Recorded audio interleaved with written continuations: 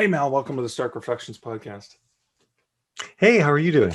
I'm doing great. It's great to get a chance to chat with you. I mean, it feels like how long has it been since we've seen people in person? Gosh, you and I mean, I guess the last time you and I saw each other was the same time that was the last conference, which was 2019 November in Vegas. Oh, Vegas. Yeah, sorry. I was thinking Nink and then shortly after it was Vegas. Yeah, Right? yeah, 'cause I didn't get to London for Mark Dawson's thing, I so didn't either. I was booked in. Did you cancel as well? I did because I just was worried about being stuck overseas, and not be able to get back home, so That was the thing. I had a tropical March break trip booked for the Dominican Republic, oh my and I goodness. was worried about being quarantined getting back from London. I'm like, but I only have a day and a half between getting back from London and going to Dominican. I don't want to be stuck.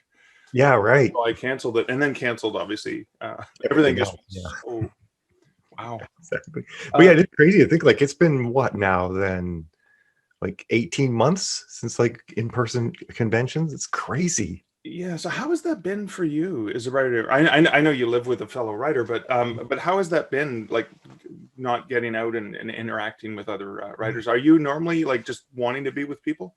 I'm that rare extrovert author actually. So yeah, it's kind of weird that I'm an extrovert author. And I was when pandemic started, I'm like, what am I going to do? Because when I worked out how much I was away in 2019 Yeah. with prep for conventions, flights, being at conventions, coming home, and like a recovery day. 3 months of my entire year were consumed by conventions, and I was just like, I really need this external activity in my life. So that's actually why I started doing live streaming of my writing, and I have like a group of people that I live stream with. So every day I stream as I write for 5 hours, and other authors join in and stuff like that. Is it 5 hours that you Yep. live? Well, Yep. I was thinking it was an hour. Wow. No, no, I do noon till Friends saying, five "Oh every my day. God, are you going to join Mal?" Because it's really great time to get some writing done. Wait a Yeah. second. So 5 hours a day, Yep. you do the live stream writing. Let's Yep. talk through the logistics of how does, I mean, obviously there's chatter at the beginning and kind of, hey, how's it going? Like Yeah, that's, so we used to do 20-minute sprints and then 10-minute breaks.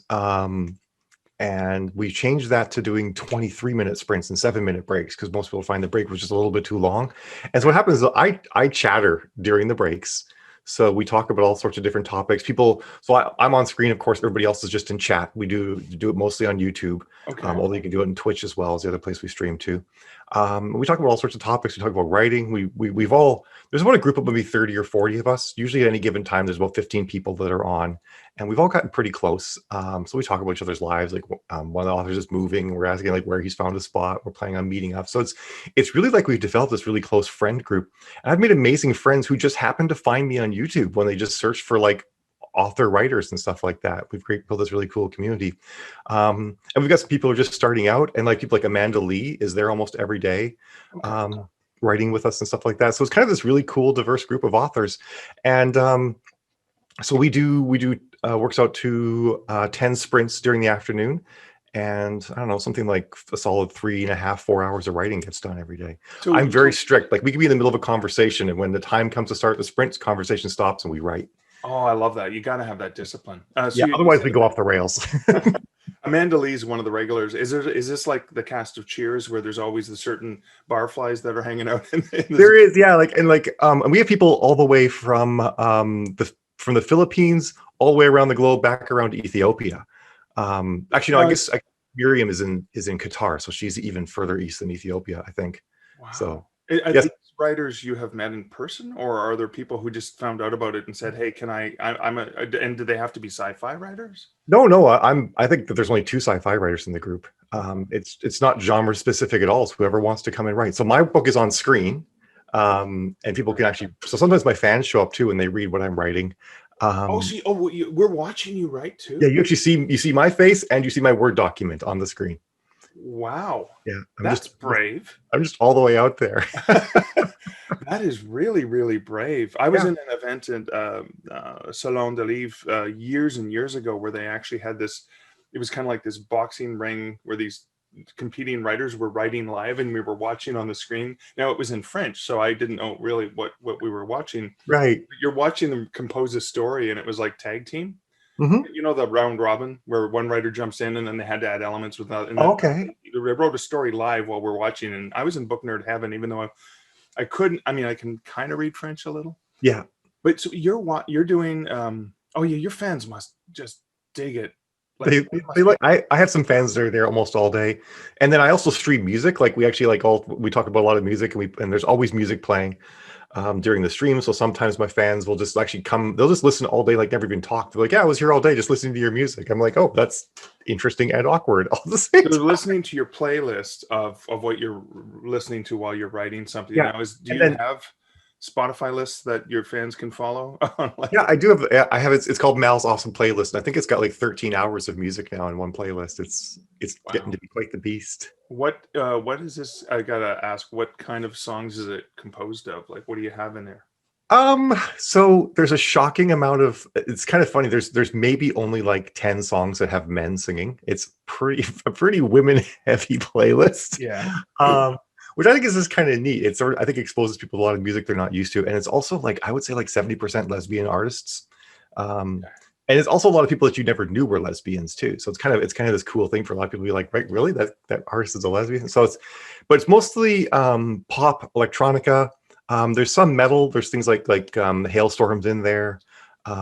There's like we got a lot of classics, like some Sting that's in there and stuff like that too. So it's a pretty fun mix of music. Is this the kind of music that you listen to only when writing, or is that just permeated throughout your life, or do you have No, different? it's the kind of music I listen to all the time. I listen to almost everything. Like I even listen to death metal and speed thrash and stuff like that. But that I don't put in the streams because that's some people just can't write to that. I think about maybe like half of the people do mute the music because they can't write with lyrics going on, or they don't, or they want to listen to their own music and whatnot. Wow. So not everyone listens to my music, but a lot of people give suggestions, or sometimes I'll be in the middle of the stream and I'll look and there's people like, "What song is this?" You know, and they're like firing up. What is it? That genie. There's like an app that will actually tell you what song Oh, something is. Shazam. Shazam, that's what it Yeah, is. yeah, yeah. So Which I've it's had to resort to when we can't come up with it on our own. yeah, exactly. Yeah. See, the So internet can do some good things for us too.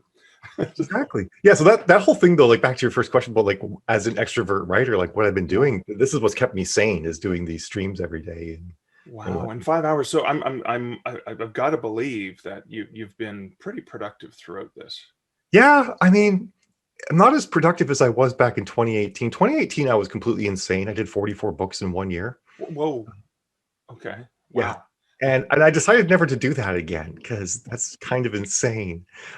So now I'm down to about 20 books a year, and I've actually kept that up all through pandemic. That's it. Down That's to 20 books a year. I can imagine listeners going, down to 20 books a year. I haven't written 20 books yet. well, I'm writing with Amanda Lee, who does 10,000 words a day and then edits 10,000 words a day and is done by 3 p.m.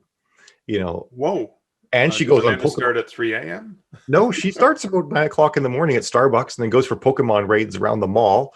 And by the time comes on around noon, she's already written like 7,000 or 8,000 words and then does her editing. She can write 1,600 words in 20 minutes. She's Wow. unbelievable. I'm a much slower writer. I can only write about 300 or 400 words in 20 minutes. But lots of people in the group can actually pull like 800 to 1,000 words in 20 minutes. It's unbelievable what some of them can do. Amazing. Did that change for you over time, like in terms of being able to write in front of people or to write faster? I write slower than I used to, which is kind of funny. But I think part of the reason why I'm writing slower than I used to is that I'm at 111 books now, but all of my books are all science fiction, take place in the same universe. So I have to spend a lot of time not writing the same thing I've written before. Right. So sometimes I have to sit there and think like, okay, I've done that particular thing. I've done that particular thing. We've had this kind of battle here. I've introduced a character like that. So sometimes I stop and think a lot more to dig in. I think that slowed me down a bit. And also I'm trying not to write at a breakneck speed. I'm trying to savor and enjoy the process more. Right. Because that year that I did those many books, there was a day I edited 10,000 words and wrote 14,000 words in one day. Wow. And I didn't enjoy that. you know so I'm taking time to smell the roses, and that's not to say that the people who are writing fast aren't. They just work differently than I do, and there may be a time come in the future again where I can write 10,000 words a day and just nail it. Who knows? Like I feel like your writing speed and how your productivity is not like a linear path going up, and it's okay to accept that sometimes it goes down for a while you know I have to ask then the logistics, because you talked about writing in the same universe, Mhm. and um, I can imagine if you're making something up, like you're writing in a new universe, it's like, hey, I can introduce this character and sky's the limit. I can just make Yeah, anything up. But you can't do that. If you bring can't a do that. character in that has said something in this book, you have to, how do you deal with the contradictions? Do you have someone that helps you with that in the post-write edit, or I have like a story Bible, you have to pause and go back and look things up? I have a really good memory. Wow. Yeah, Really? I have no story Bible. Well, Um, no fans have created something for you? there's a really extensive TV tropes page for my universe, so there is that. But no, it's a universe that is so complex at this point that I think fans are daunted. A couple times they've tried to make wikis, and then they realize, because when you have a certain one character in like 40 different books, creating even a wiki for them, like how do you imagine tell anything about that character without almost breaking into eras and filling it with spoilers and Oh stuff like yeah, that? yeah. I can imagine the spoilers would be crazy. Yeah, so it's something it'd be nice to do at some point, but thus far it's defied all attempts to pull it. Wow. It blows my mind that you can keep all of those things together. Because I mean, I have a series with only 4 books in it, and I can't even remember the last name of one of the characters.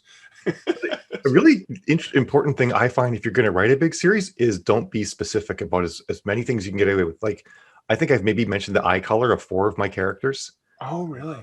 stuff like that. Like, because it doesn't really matter what someone's eye color is, to be honest. Like, it's Yeah, not unless really, it's part of the plot. yeah, unless it's like an important part of the plot. And like, only one of my characters who loves purple, her skin is purple, her hair is purple, her eyes are purple. So, of course, that gets mentioned. Yeah. My main character has blue eyes, but I don't know if I've ever said it. It's just that all the models on the covers for her have blue eyes. Like Right. I don't get into a lot of those details. And the nice thing is that's the things I don't have to remember. I never mention when people's birthdays are, so I don't have to remember when their birthday is. I actually also I'm one of those writers that I might describe what maybe 1 or 2 characters in an entire book are wearing. Um, and the only time Wait usually I a would just second. Somebody who is such a fashion magnet. I know, right? Well, I think I started out worrying that I would like completely swamp people. And actually, my earlier books, I did write more about what people were wearing, but I don't do it that much anymore, unless it's like part of like a mission, like they're wearing Right. armor, they're wearing a stealth suit, they Yeah. put in a dress to go to a ball or something like that. But I think, but not having all of those specifics actually helps a lot because when you're writing, you don't have to remember stuff, and you don't create scenarios where you contradict. And even like if you're having someone travel, you're like, it takes about 2 weeks to get there. You don't say like it takes 9 days because you're like, oh crap, I said it takes 10 days. You just sort of like try to be Right. arbitrary as much as possible, and it helps a lot. Wow. So thank you. That is fascinating, because I always wondered that with people who are so prolific and have written so much. I want to get into some of the books that you've co-authored with your partner Jill. Mhm. And you've got the Help My Facebook Ads Suck, which is now in 2nd edition, Yep. and Help My Launch Plans Suck. Ah, there it is. There's the There it second is. edition. Awesome. Cool. Yes, if you have the blue one, that's first edition. Second edition is the green one, and it's about 10,000 more words in the Oh, second edition. added some extra stuff. Well, I Yeah. have to pick that one up. So, what inspired you? Because I mean, you've got so much fiction out there. Mhm. What inspired you to want to start writing these books to help other writers? It was in, I want to say like sometime in the spring of 2017. I was in the 20 books to 50K group, and I kept seeing people saying that Facebook advertising doesn't work. And I'm like, if Facebook advertising doesn't work, it wouldn't be one of the largest businesses on the planet. Like it does work. And I felt like I felt bad for a lot of these people because Facebook advertising is different than any other type of advertising, because normally with advertising, you're actually advertising specific, like if you're putting an ad in a paper or a magazine, you're making an ad that is just, you're just trying to directly appeal to a human who's going to see it. But Facebook, you need to convince Facebook to show your ad to people. So you have to construct your ads in certain ways, understand how Facebook wants your ad to look, and then Facebook will show it to more people and charge you less money. And that was a big learning curve for me, because in traditional advertising, you put text on the pictures, because your whole box inside of a magazine is a picture with some text on top of it. So people are like, well, I put text on the picture. And Facebook, especially back then, would actually completely deny ads with pictures on them. And so that's just an example. And now they allow it, but they still charge you more money, and they show them less often, despite what people think. Really? Yeah, because what Facebook has happened with Facebook is they reached ad saturation back in 2016, which means they reached a point where they were showing users as many ads as they could, and if they showed any more, users would start leaving the platform. And they did a lot of examination to figure out exactly where that threshold is. And so for them, the only way to grow revenue is to either A, grow users, well, grow users, don't lose users, and charge more money for ads. So one of the ways, of course, they decided to make things better is to not lose users by making sure that ads look more like regular content. And so when people post regular content, they don't put words on their pictures of their lunch and so on and so forth. But that started to change with memes. And now a regular user is actually just as likely as anyone else to post a picture with a bunch of big words written all over it. And that's actually one of the driving factors that caused Facebook to make it so that we could actually start using ads with words on them, because pictures with words on them became more common on the platform. That all means the point behind all that, saying that Facebook is a different beast when it comes to advertising, and you have to understand the platform really well to also advertise on it well. And I had, and more Jill than me, actually, in the early days, had spent a lot of time really understanding what the platform wants for ads, to then put your ad in front of humans. And so when I saw these people talking about how ads didn't work, I'm like, well, your ads, of course your ads aren't working. You're doing everything wrong. Which I was, of course, say nicer than that. But I realized that the best way to do it was just to write a book and say, this is how you do it. Just be instructional about it. And I'm not trying to make a lot of money off of that. It's priced at like $5. So it's just like, hey, this is 20,000 words on how you can actually have ads make money for you. And I didn't have high expectations for it. I just wanted to give people a resource. In fact, the initial version of it, I released for free as PDFs on the 20 books group. And then people said, please make this into a book so I can actually hold it in my hand and make notes and stuff like that. I need to highlight it. Yeah, exactly. I got to highlight and scribble in the margins and all that sort of thing. That was actually the main impetus to actually get it actually turned into a book, was people saying they actually wanted it for those reasons. Right. And then I got people actually started to come up to me saying, like, you changed my life. I'm a full-time author now because of your Facebook ads book and stuff like that, which is just a really powerful thing to have happen and to have people say. And then they started saying, but what about all these things that have changed, And so it kind of started to snowball from there. And that's kind of why we ended up doing this. No, Stormfly, you can't walk on, no, do not walk across in front of me right now. God, cat. But you're not writing. Normally I try to get in your writing. Now I'm going to get in the way of your podcast. Exactly. Yeah. My desk is not clean enough right now for a cat to walk across it without catastrophe occurring. So I have to do a callback to the title of this book, and obviously your other books for writers is that like search engine optimization? Because that's what people would probably type into Google or on Amazon. I did actually think about that. I wanted to think of something like I'm in a prior life to all of this, I was actually a CTO, and before that was like a software architect and stuff like that. Okay. And I even administered and managed search platforms that were globally used by major companies that wanted to organize content. So I have a very good understanding of how natural language search algorithms work. And natural language search algorithms prefer phrases that match what people are searching for, and the average word length for a well-matching phrase is 4 letters, four words long. So there's a lot of science behind these. Suck ads. Yeah. Okay. Yeah, and I'm thinking like, okay, people are probably typing in things like my ads suck or help with Facebook ads or something like that. Right. So I kind of merged what people would type with something that's kind of fun and witty and came up with that. And then we were actually kind of like really pushing, we're going to build this whole Help I'm an Author series thing, and then pandemic hit, and we're like, it felt disingenuous to sort of tell people how to make money as an author when no one knows what the future held at all. Right. So we kind of paused all of that. But now that things are picking up again, we're like, okay, let's start doing more of this again. So that means there's going to be more. So wait a second, we haven't even talked about the help my launch pad launch plan. So. It's got a rocket on the cover, so maybe that's why you're thinking launch pad works. So that came second. It did. And one of the things that caused us to write that book was so many people are very prescriptive about the way that they say that you should launch books. They're like, nope, you got to do this. You got to launch like this. You got to do these steps. And in my experience, a lot of people aren't very good at really looking at all of the variables and isolating specific things that they did that were actually a big part of their process. Like, for example, I'm an author. I don't believe in rapid release. I don't think rapid release works. The author of 20 books a year. Well, I do believe that releasing a book is a very good substitute for advertising. A book is your best ad. Love that. Yeah. So if you can put in a lot of books, you can reduce your advertising cost, because your book, the books themselves releasing and being on the charts and whatnot functions as an ad. But I don't think that rapid release is an if you build it, they will come sort of scenario. And part of the reason why I feel this way is that even the very first examples of this concept of rapid release were espoused by authors that were co-authoring with very big names. And that's not a great data sample. It's like, well, you can't isolate whether or not your association with this big name versus rapid release. There's no way to tell which of these things was a deciding factor. So, and I actually did multiple experiments with rapid release, where I would release books 3 weeks apart, 4 weeks apart, 5 weeks apart, 6 weeks apart, while simultaneously releasing other series where it was 90 days between a book.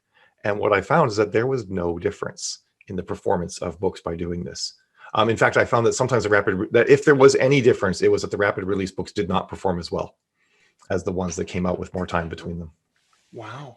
Yeah. And actually other big authors that I talk with, like ones that are making $1 million a year, they also do roughly a 90-day interval between books in a given series. Wow, that's fascinating. Thank you. Yeah. So obviously I have to buy this. Yeah. And but that doesn't mean that rapid release will never work. It might work great for some people. Right. But some people can't do that. And actually, one of the things I really think is terrible, I think the worst thing an author could do is work like for 1.5 years, build up a series and rapid release it and have no follow through. Yeah, So because you set expectations for the reader that's not manageable. Yeah. And so what I believe very, very strongly is that consistency is far more important than anything else. And I think because it's all about setting expectations, like you just said. And so what I do is I talk to people about like, what does your series release plan look like? What does your 5-year release plan look like?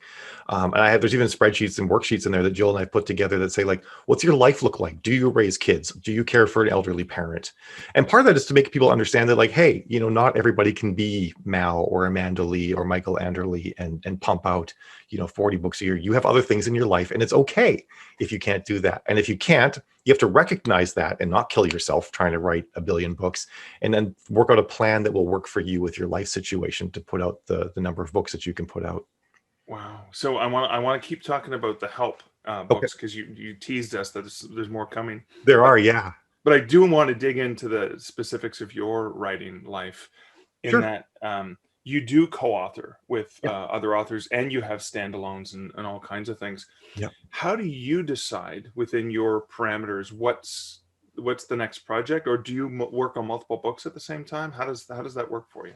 I work on multiple books at the same time. The co-author projects I do, they vary quite a bit. The ones that are the nonfiction ones are all with Jill, and we sort of like ahead of time plan out who's writing what part of the book and whatnot. And sometimes we just basically proof other people the other part and make sure that we agree with the facts, or maybe I'll write something and Jill will grab screenshots. We plan all that stuff out together.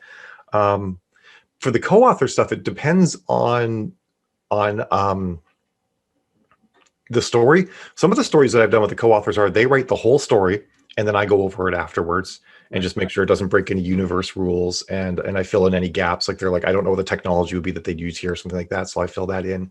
Other ones we actually do chapter by chapter. Some of the ones we do chapter by chapter, we actually have no plot, or no plot, no outline. I mean, we have a plot. There's just no outline for the plot. And you don't even, it's like that thing you were describing with those two authors in the boxing ring kind of thing, where like you don't know what the other person's really going to write until you read it. Then you've got to come up with something that goes along. Is it like chapter to chapter round? Yeah, it's like chapter to chapter. Oh, I love that. That is always a fun way to write. Yeah, it is really fun to write that way. It takes longer though. So sometimes as one of my co-authors, we've done 9 books together, and we've done ones like that. We've done ones where she writes the whole thing and then I go over it. And we've done ones where we do like a detailed outline and then write to that. So it can really depend on just even living situation, like or life situation. Like for Lisa, one of my co-authors, she broke her hand. And so she had to like limit how much she could write, and she did a lot of stuff dictating, and she needed an outline for that. So we did the outline because, the situation had changed for her. Mm-hmm. But yeah, I can typically work on a project while I'm working on a co-author project as well. So that works out pretty well for me. And a lot of it really, to be honest, the thing that used to drive the schedule was the 90-day pre-order limit with Amazon. Right. So I had like at one point 13 series running. So at one point I think I had like 13 or 14 pre-orders up at once with Amazon that all had to be done within 90 days, which was pretty harrowing. So that drove a lot of times. It was just the tyranny of the urgent, like whichever thing had to be written next was the thing that got written next. And now it's a lot more, I can be a lot more reflective and think about what I want to write, because we've got the year-long pre-order now. So it lets you sort of make a pre-order, because I'm a very firm believer in pre-order, because the best time to capture someone to buy your next book is when they just finished the prior book and you have them on a high. So that's what I do. So, but now I have so much time that I can like make everything a year out for the pre-order, and then finesse it later on. So do you ever you talked about the year that you did, 40 plus books in a year. Mhm. Did you ever reach a point of exhaustion where, I mean, is that it wasn't as enjoyable and you didn't get a chance to savor it? Is that what happened? Yeah, it was August and September of 2018. I was at a point where I was like, I don't even know if I want to do this anymore. Like, you're like, not write anymore. Yeah, I was like, I've destroyed like my favorite thing by just turning into this grind, like nose to the grindstone thing. And I knew it. That's actually why I decided. I actually took a 2-month break at the beginning of 2019, and I planned that out with all my pre-orders and everything, because I'm like, I just can't keep going at this pace. That was pretty major burnout that I had happen there. I've suffered like minor burnout a few times where I'm just like, I just need a week. I just need to take some time and like refill the well, and like watch fun movies and play video games, and absorb creative things to be able to do more again. But that August of 2018 though is still an amazing achievement of mine. We were at Disney for a week, and I still wrote 200,000 words that month. Well, And at Disney. well, I mean, over across the whole month, and I didn't do that much while I was at Disney. Okay. So it was really like a 3.5-week month, and I did 200,000 words, and I revised 50,000 words in a co-author book as well. So, yeah, it was actually, no, it was 80,000 words in a co-author book that I revised and went through as well. So that was, I can kind of look back at it and say like, wow, I did that thing, and no, I'm never doing that again at the same time. Once was enough. Yeah, it's both like a source of pride and a cautionary tale all at the same time. Before I get back into the teaser on what you and Jill are doing on, so you have co-authored with other authors. Yep. 7 or 8. 8. What's the difference between the co-authoring that you've done with other authors and the co-authoring that you've done with your partner? I mean, if I piss off my partner with like rude comments, not that I'm rude. There's a couch to sleep on or something. Yeah, exactly. Or meals might not appear the way they normally do. Jill's a cook and I'm not a cook, so I am like totally at her mercy for whether or not I get fed. I'm one of those people that like, if food wasn't put in front of me, I wouldn't eat, and I'd probably eventually die. So it's very important. My life depends on it, I guess. But no, I guess like there's higher stakes. Like you have to not say things that would offend your partner. But I feel like you should probably do that all the time in your communications with general. In some regards, it's actually easier because I know what would bother Jill. I know what kind of feedback would cause Jill to be like, like, how could you say that to me? Or I really worked hard on this character and stuff like that. So even though I'm probably more careful with Jill, I'm actually also able to be more careful with Jill, which is sort of an advantage. Okay. Whereas with other co-authors, I found myself once or twice getting into arguments I didn't realize I was going to get into, because I didn't realize that a particular thing I said was a soft spot or sore spot for them. Right. So that was a bit of a process. And Jill really knows my work process. I'm the sort of person, I do my best work and my fastest work at the last minute. But I've done tests, and like I've written some books in as little as 5 days, like a 70,000 word book in 5 days. And my readers will say that some of those are some of my best books, that I've ever done. They're just pure praise from the heart, right? Just straight raw. And it's like, and the great thing too is when you write a book in 5 days, you don't forget anything. You remember the entire book as you're writing it. So all the details are fresh in your head, which actually helps a lot. So I realized that sort of in doing that, like just taking a long time to write a book doesn't necessarily make it better. And that was sort of when I realized that I do really good work right at the last minute, but not everybody does. So some of my co-authors find that to be incredibly stressful and don't enjoy that at all. So you have to keep that in mind too. And Jill knows my process. She knows that if she writes a book and I go back over it, I'm probably going to go over it 5 days before it comes out, kind of thing. Okay. Is how I'll do it. And so she's sort of mentally prepared for that, which is useful as well. Yeah, because especially if she really pre-plans, that could drive a person crazy, right? Yeah, it could. So you do, I know you do the 5 hour the sprints on a regular basis, so you're regularly doing that. Mhm. Does Jill write in a similar fashion, or like, do you guys write in the same space? How do you divide that up? I could write in the same room with Jill. She can't write in the same room as me because I'm a fiddler. I'm always making ticking noises and fiddling with things and stuff like that, and that drives her bonkers. She's got to have the noise canceling headphones Yeah, and not be able to look at you. yeah, exactly. So she has she rather writes at the kitchen table or she has an office in our sunroom. So she writes in one of those two places. Well, then she can write in bed. I can't write in bed. That's not a thing I can do.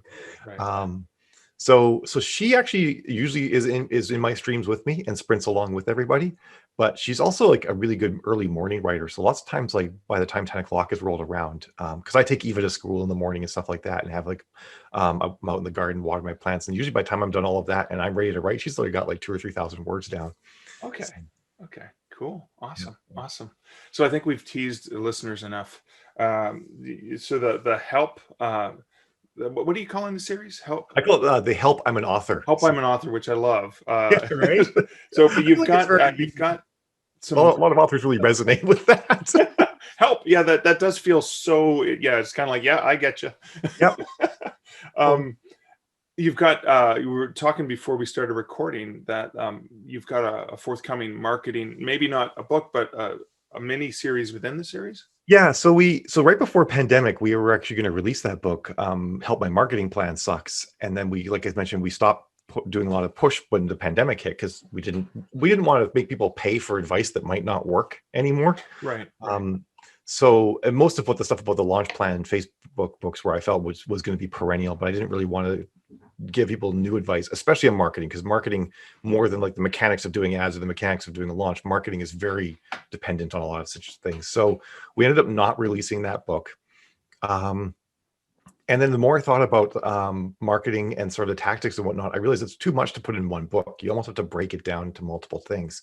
So we're going to do ones on like how to market on specific platforms. Like how do you market on Pinterest, for example? How do you market on Facebook? How do you market on Instagram? And like what's a marketing strategy on these platforms that you would use to both with paid ads and with free content to build people? How do you market Kickstarter? Stuff like that, like all these different things that we would break it down into, and some of them might get bundled together into one book. We'll see how big the topics actually are when they come together. But like how do you market visual social media, which is Pinterest, which is Instagram, which is like it might work. It might end up being something like that as we put it all together. But there's also things too. Like I started polling authors and like, what are the things you really want to know? And one of them was the one that surprised me the most was authors wanted to know how to network. Ask an extrovert. Yeah, I know. I was like, well, hey, you come to the right place because I love networking with other authors, and they want to know both how to network with authors and how to network with fans. And so, and I think I do both of those things pretty well. I have like a super active Facebook fan group. It's only got like 800 or 900 people in it. But I post maybe 2 or 3 times a week, and my fans post between 5 and 10 times a day. And because stuff like it's that. them connecting, right? It's them connecting and building the community and all that sort of thing. And we have a Discord server where the fans are always in there chatting and stuff like that. I've even got one fan, she does a space weather report every day. So it's about like what the solar wind's like, how many fireballs have come through the atmosphere, what rocks are nearby that you need to watch out for if there's any solar flares or anything like that going on. So it's really fun doing all that. So I feel like I've got some expertise in how to build all of that up. And then also on how to network with other authors too. So how do you find other authors? How do you interact with them? You know, even because I think a lot of people that are starting out, they're like, well, I've only got a mailing list of 500 people. Can I do network newsletter swaps? I'm like, it doesn't hurt to ask, you know?